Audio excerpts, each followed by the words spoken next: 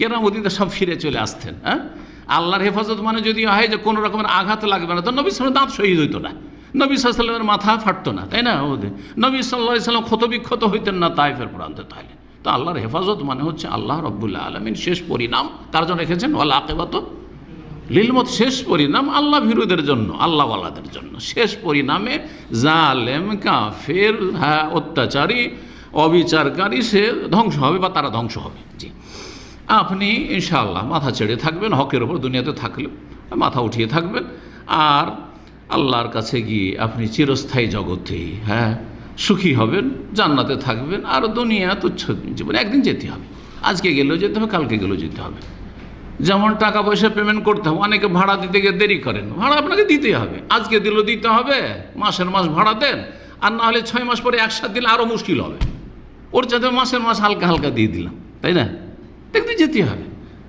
বেশি দিন থাকলে আরও গুনার বোঝা চলে আসতে পারে, না গুনার হালকা গুনার বোঝা নামিয়ে দিয়ে তওবা করে আল্লাহর কাছে চলে গেলাম ভালো অবস্থায়, অসুবিধাটা কি? শান্তিতে আছি, আল্লাহর কাছে গিয়ে শান্তিতে আছি।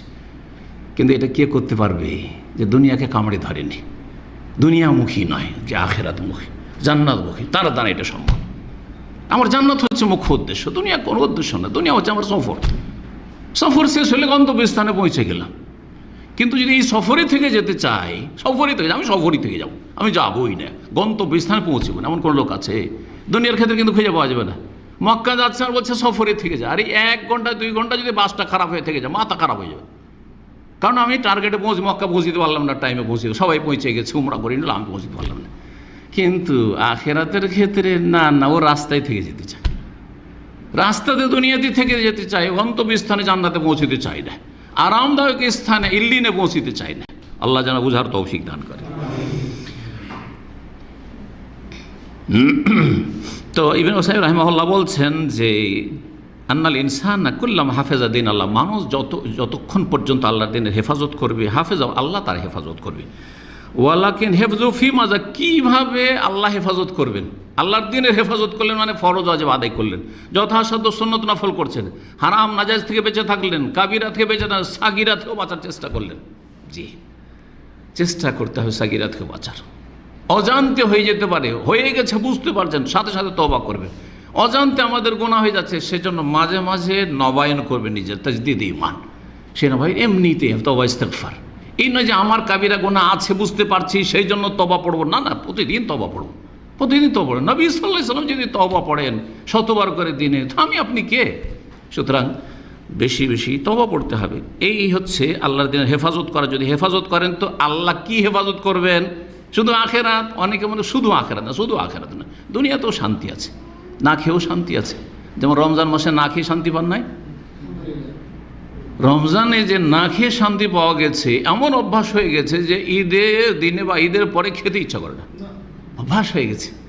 না খেয়েই ভালো লাগছে মনে হচ্ছে, না খেতেই ভালো লাগছে, খেলেই শরীর ভারী হয়ে যাচ্ছে, কষ্ট লাগছে মনে হচ্ছে। সুবহানাল্লাহ। জি, তো বলছেন যে আল্লাহ কিসের হেফাজত? হাফেজাহু ফি বাদানিহি, তার শারীরিক হেফাজত করবেন, সুস্থতা। হাফেজাহু ফি মালিহি, ধন সম্পদের হেফাজত করবেন। ওয়াহালিহি, পরিবার, স্ত্রী, ছেলেমেয়ের হেফাজত করবেন। অফি দীনিহি, দিনের হেফাজত করবেন। ভালো মানুষরা, ধার্মিক লোকেরা সবচেয়ে বেশি সুখে আছে।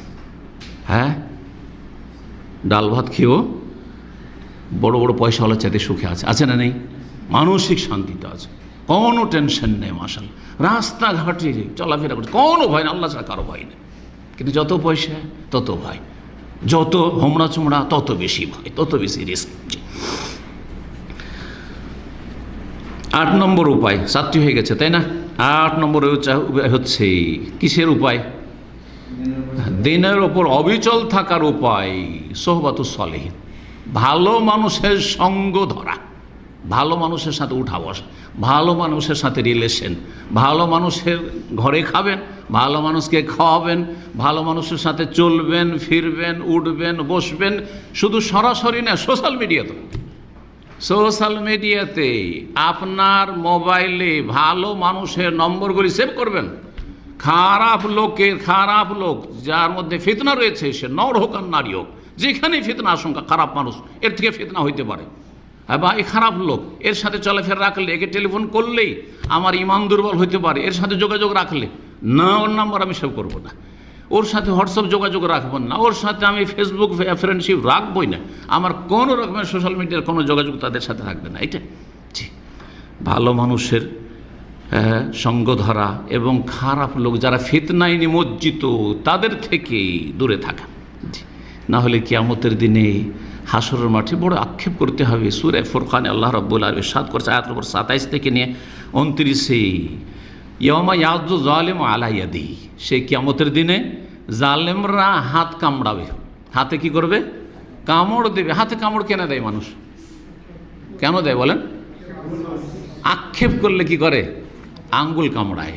জি, আঙ্গুলে কামড় দেয় মানুষ আক্ষেপ করলে, আক্ষেপে আঙ্গুলে কামড় দেবে আর বলবে ইয়া লাইতানি ইত্তাখাযতু মা'আর রাসূলি সাবিলা, হায় যদি আমি রসুলের রাস্তা ধরতাম, হায় যদি আমি রাসূলুল্লাহ সাল্লাল্লাহু আলাইহি ওয়াসাল্লামের সাথে থাকতাম, হায় যদি সাহাবায়ে কেরামদের সাথে থাকতাম, আমার দিনটা রাসূলুল্লাহ সাল্লাল্লাহু আলাইহি ছেড়ে যাওয়া দিন হইতো, আমার দিনটা যদি সাহাবায়ে কেরামদের খোলাফায়ে রাশিদিনের দিন হইতো, আমার দিনটা যদি তাওহীদ সুন্নাতুল্লাহ নবীর তরিকাওয়ালা দিন হইতো, ইত্তাখাযতু মা'আর রাসূলি সাবিলা, ইয়া ওয়াইলাতা, হায় দুর্ভোগ, হায় সর্বনাশ, লাইতানি লাম আত্তাখিয ফুলানান খালিলা, যদি আমি অমককে দোস্ত হিসাবে, বন্ধু হিসাবে গ্রহণ না করতাম।